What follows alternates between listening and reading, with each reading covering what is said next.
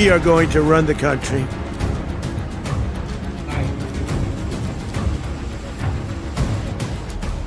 तेल और तख्ता पलट, क्या ये वीडियो बनेगा तीसरे विश्व युद्ध की सबसे बड़ी वजह?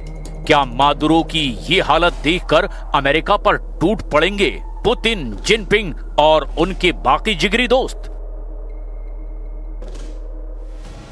वेनेजुएला इस वक्त युद्ध का ऐसा सबसे बड़ा फ्लैश पॉइंट बन चुका है जिसमें अमेरिका के दुश्मनों के लिए डोनाल्ड ट्रंप एक बार फिर से दुनिया के सबसे बड़े खलनायक बन चुके हैं। निकोलस मादुरो और उनकी पत्नी को वेनेजुएला से उठाए जाने के बाद दुनिया में अमेरिका बनाम रूस, चीन, उत्तर कोरिया और ईरान की चौकड़ी खड़ी हो गई है।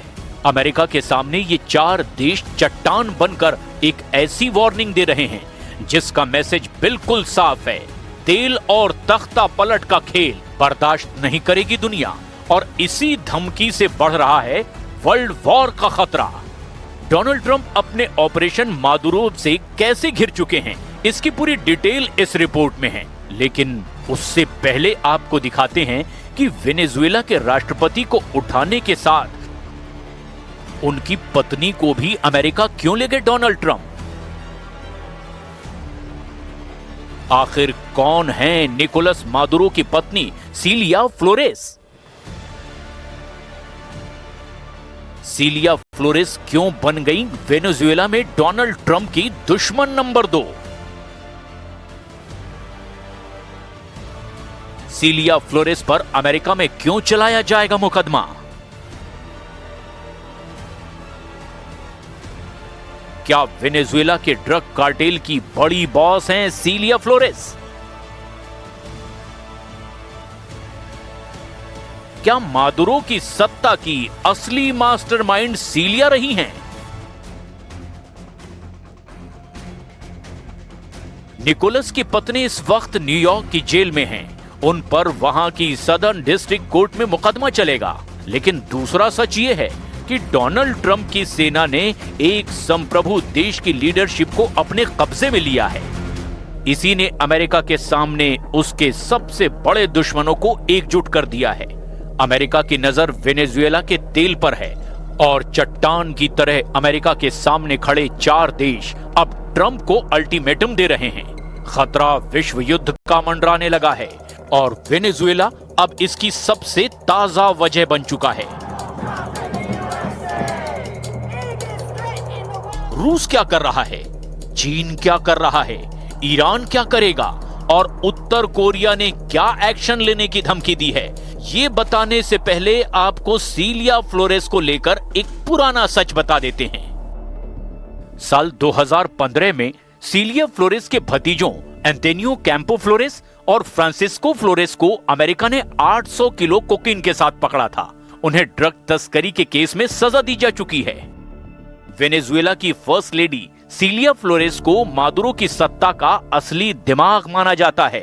मादुरो खुद उन्हें फर्स्ट कॉम्बेटेंट यानी कि पहली लड़ाकू कहते हैं। अमेरिका के मुताबिक इस ड्रग कार्टेल का पूरा कंट्रोल सीलिया फ्लोरेस के पास रहा है। सीलिया फ्लोरेस कैसे पिछले 3 दशकों से वेनेजुएला की राजनीति में शीर्ष पर पहुंच गई, बहुत गौर से आगे देखिए। पूरा नाम सीलिया अडेला फ्लोरेस दे मादुरो, जन्म 15 अक्टूबर 1956 को वेनेजुएला में हुआ। सीलिया वेनेजुएला की एक शक्तिशाली वकील और राजनेता हैं। निकोलस मादुरो से उनकी शादी 2013 में हुई, लेकिन इससे पहले ही सीलिया फ्लोरेस का कद वेनेजुएला की पॉलिटिक्स में शीर्ष पर पहुंच चुका था। वो United socialist party of Venezuela से ताल्लुक रखती हैं। क्रिमिनल और लेबर लॉ की पढ़ाई करने वाली सीलिया फ्लोरेस वेनेजुएला के पूर्व राष्ट्रपति ह्यूगो चावेज के करीबी रही। 1992 में वेनेजुएला के राष्ट्रपति कार्लोस पेरेज के खिलाफ तख्ता पलट की कोशिश हुई जो नाकाम रही थी। तब इसके लिए प्रदर्शन का नेतृत्व कर रहे ह्यूगो चावेज पर मुकदमा चला, लेकिन 2 साल बाद ह्यूगो चावेज को माफी मिली और उनकी रिहाई में सीलिया की बड़ी भूमिका रही। 1998 में ह्यूगो चावेज वेनेजुएला के राष्ट्रपति चुने गए और इसी दौर में सीलिया के राजनीतिक करियर की शुरुआत हो गई। साल 2000 में सीलिया फ्लोरेस वेनेजुएला की नेशनल असेंबली की सदस्य चुनी गई। 2006 से 2011 तक वेनेजुएला के स्पीकर रहीं। उससे पहले मादुरो स्पीकर थे और जब वो वेनेजुएला के विदेश मंत्री बने तब ये पद सीलिया को दे दिया गया। इसके बाद सीलिया 2012 से 2013 तक वेनेजुएला की अटॉर्नी जनरल भी रही। आज दुनिया मादुरो और उनकी पत्नी को अमेरिका के कब्जे में देख रही है, लेकिन एक वक्त था जब सीलिया और मादुरो की करीबी वेनेजुएला का भविष्य तय कर रही थी।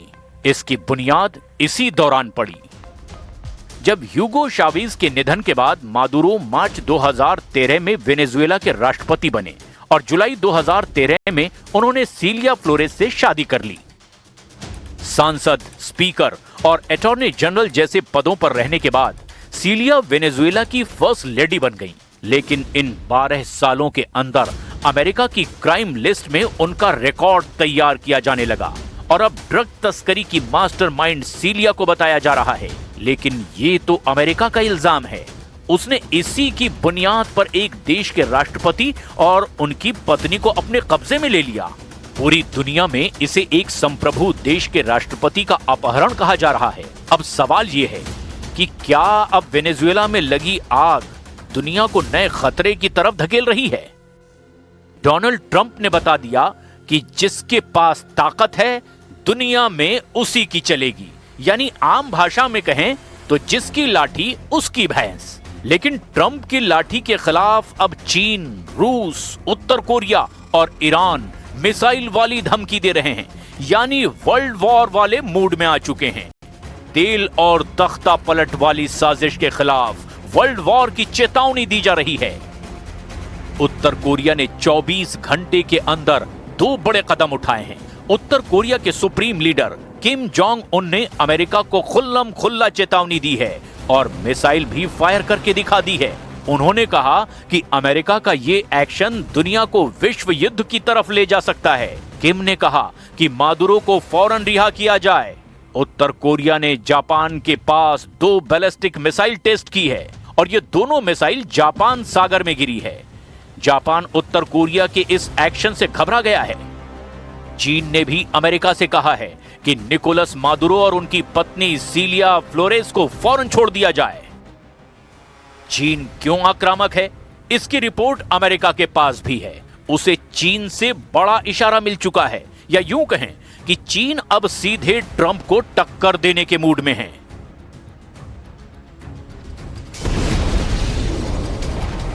– 2026 में सबसे बड़ा युद्ध भड़कने का सिग्नल मिल चुका है। रूस, यूक्रेन, ईरान और इजराइल कितनी मिसाइल लॉन्च करेंगे ये भूल जाइए, क्योंकि चीन को लेकर पेंटागन का बहुत बड़ा अलर्ट आ गया है। क्या 2026 में वेनेजुएला को लेकर के होने वाला है अमेरिका और चीन का सबसे बड़ा युद्ध? क्या डोनाल्ड ट्रंप और शी जिनपिंग के बीच ट्रेड वॉर मिसाइल वॉर में तब्दील हो चुकी है? ये सवाल इसीलिए भी क्योंकि अमेरिका के युद्ध कंट्रोल करने वाले सबसे बड़े महकमे यानी पेंटागन ने दावा किया है कि चीन के 100 से ज्यादा इंटरकॉन्टिनेंटल बैलिस्टिक मिसाइल तैनात हो चुकी हैं और ये सभी मिसाइल लॉन्च होने के लिए भी तैयार हैं। ये मिसाइल लॉन्च होगी तो सीधे अमेरिका पर गिरेगी। इस खतरे का सायरन बजने लगा है। TF-21 की रेंज 2000 किलोमीटर। ये चीन की कैरियर किलर मिसाइल है। चीन की intercontinental ballistic missile TF-31 range 11000 kilometre. चीन की DF-41 इसकी रेंज 15000 किलोमीटर। चीन की बहुत बड़ी परमाणु मिसाइल TF-5 रेंज 13000 किलोमीटर। चीन की पनडुब्बी से दागी जाने वाली मिसाइल रेंज 8000 किलोमीटर से भी ज्यादा। इन मिसाइलों को लेकर अमेरिका की तरफ से क्या अलर्ट आया है, इसे भी बहुत गौर से समझिएगा।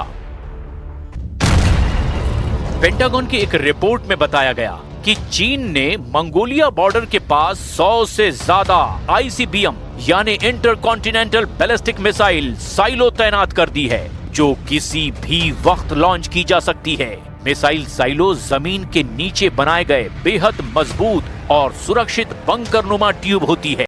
इसमें लंबी दूरी की बैलिस्टिक और परमाणु मिसाइलें ऐसे रखी जाती है कि किसी भी वक्त लॉन्च की जा सके। मोटी कंक्रीट और स्टील से बने साइलो को इतना सुरक्षित माना जाता है जिससे दुश्मन के परमाणु हमले के वक्त भी वो महफूज रहें।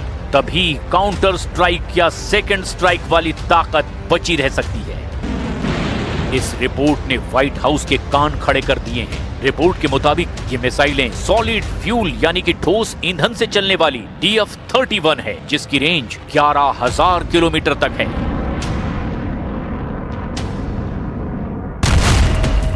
मैप पर देखेंगे तो पता चलेगा कि ये मिसाइल पूरे अमेरिका को कवर करती है। वॉशिंगटन DC से लेकर न्यूयॉर्क तक हर जगह तबाही की सुनामी ला सकती है।